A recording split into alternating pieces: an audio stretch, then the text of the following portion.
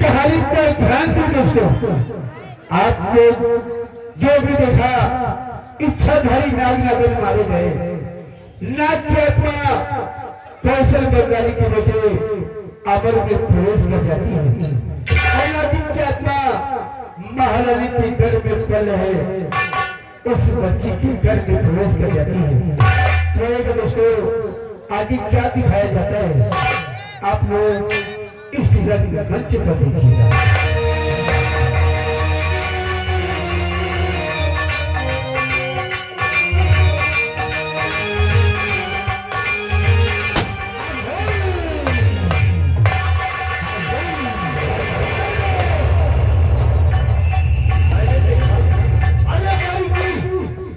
माई की मैंने चमक देखा।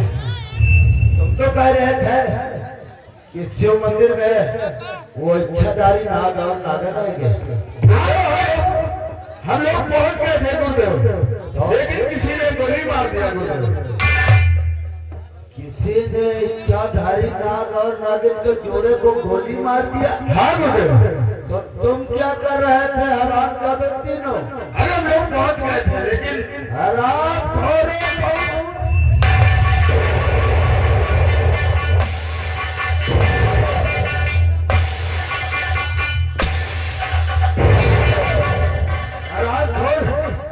सिर्फ आश्रम में खाते हो।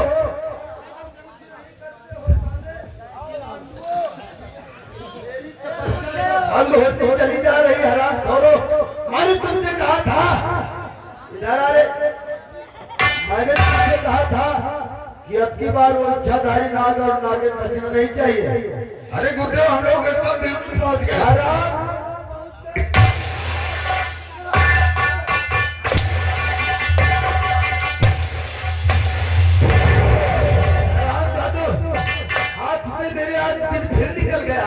और तुम लोग सिर्फ बताते हो कि उनको किसी ने मार दिया है। क्यों नहीं बोले? तो हाँ आज दिल फिर निकल है गया मेरी परी की तपस्या अधूरी हुई। अब मरना देखा नजरों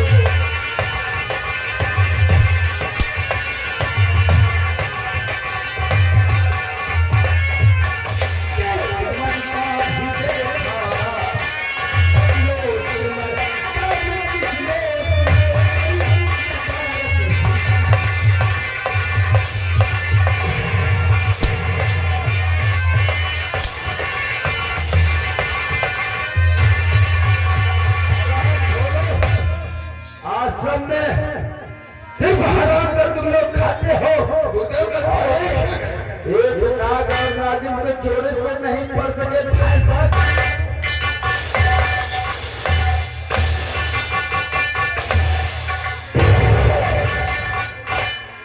अब क्या होगा? इच्छाधारी नाग और नागिन की जोड़ी को हम लोग से नहीं पकड़ सके। क्या मैं पकड़ लूं? तुम लोग चले जाओ यहाँ से। छोटा मुंह बड़ी बात है।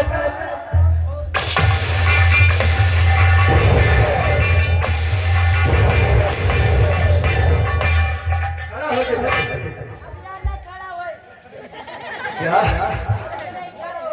हरामजादे अपने गुरु से इस तरह की बातें करता है?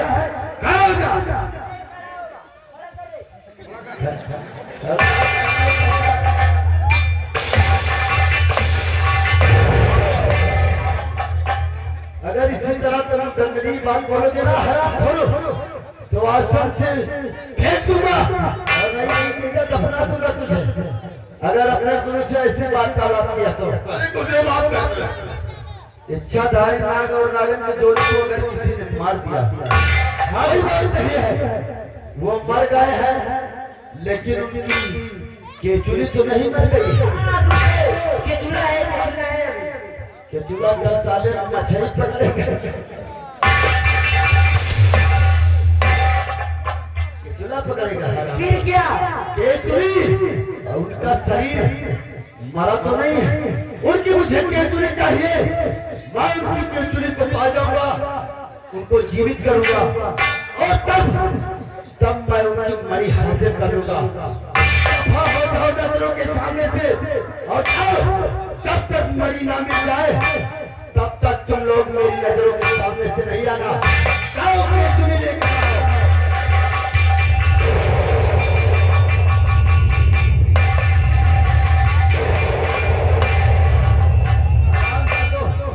सिर्फ बैठकर आश्रम में खाते वो इच्छाधारी नाग और नागन की जोड़ी को किसी ने मार दिया।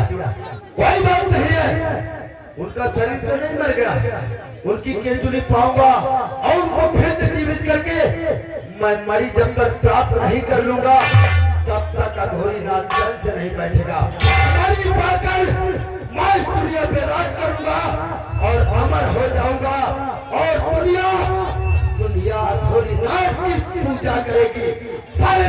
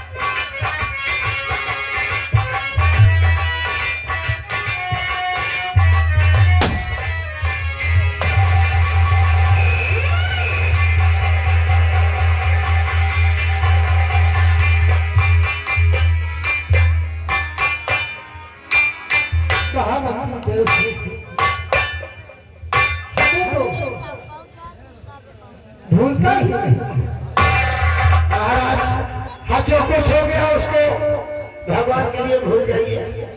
अब उससे कुछ होना लेना देना कुछ नहीं है।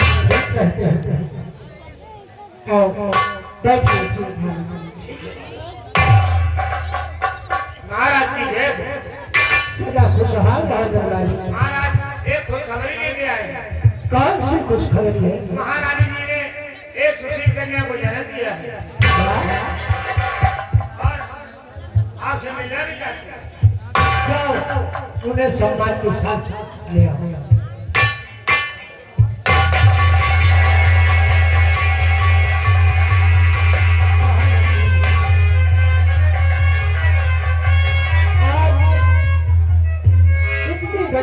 खुशियों का दिन है। आज तो पूछने की बात ही नहीं, महारानी ने सुशील कन्या का जन्म दिया है। हाँ, खुशी का कोई परंपरा नहीं। क्यों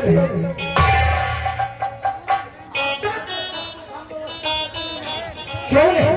इस राजदरबार को धूमधाम से सजाऊंगा और नाचने गाने वाले भी बुलाऊंगा। हमारे नगर में मिठाइयाँ वही आप जैसा ऐसा करो।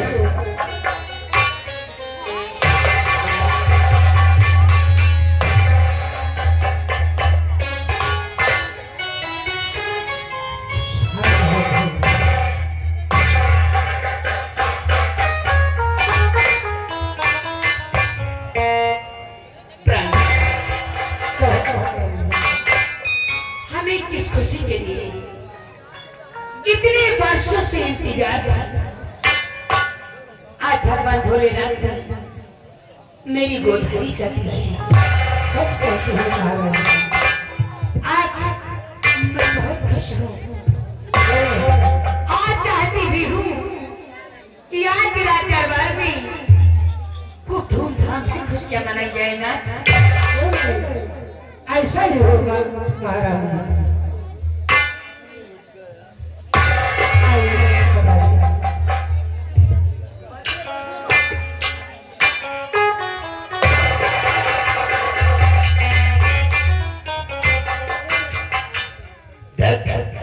आज खुशी का मौका है। क्या फटाफट नाचने गाने वाले को बोला देने करो। अभी आज इस रात दरबार में धूमधाम से हम लोग खुशियां मनाएंगे। महारानी ने खुशियां करके देश के सुरोशन पे यहाँ पे खुशियां मनाई जाएंगी अभी जा रहे हैं।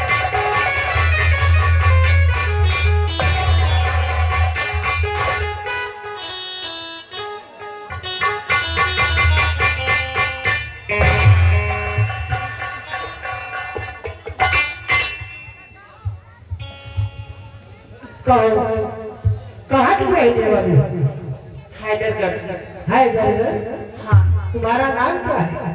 हमारा नाम रीना है। रीना। देखो हमारी बेटी के जन्मदिन पर अच्छे से कोई सोहर हम लोगों को दिल बहना उलाला दी झूले पानीला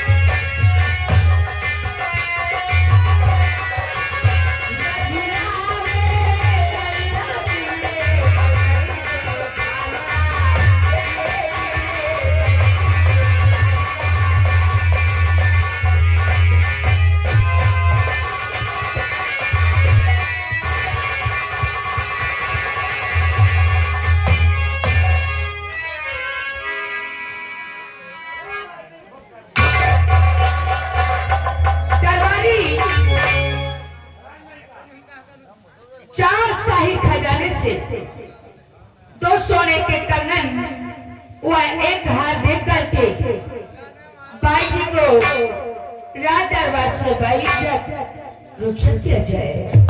वो सोने के कंगन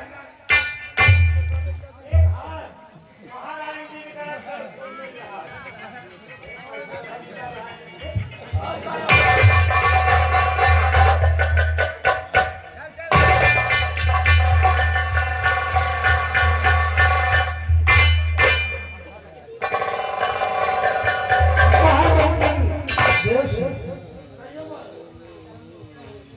सारे कार्य हो वही तो वही आप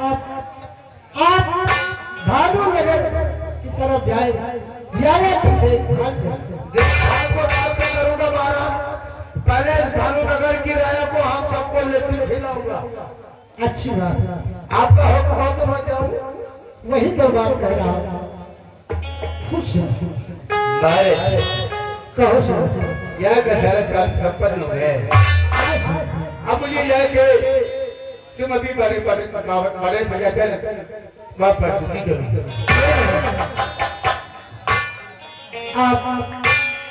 जाए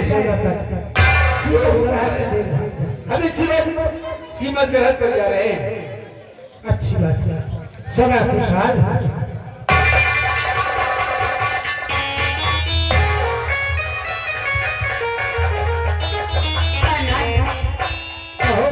आज इसी खुशी में मैं अपनी बेटी का नामकरण करना चाहती हूँ। अभी तक बेटी का नाम नहीं रखा। भला मैं अकेली नाम रखी हूँ नाथ। कोई अच्छा सा ढूंढ कर नाम रखिए। अगर ऐसी बात है तो आज मैं अपने मुखार से अपनी बेटी का नाम मैं पूजा रखती हूँ। हाँ नाथ, सुंदर नाम है। एक काम करो कौन सा नाम? आज चलकर आराम कक्ष में आराम करें। मैं अभी आती हूँ। चलिए नाथ।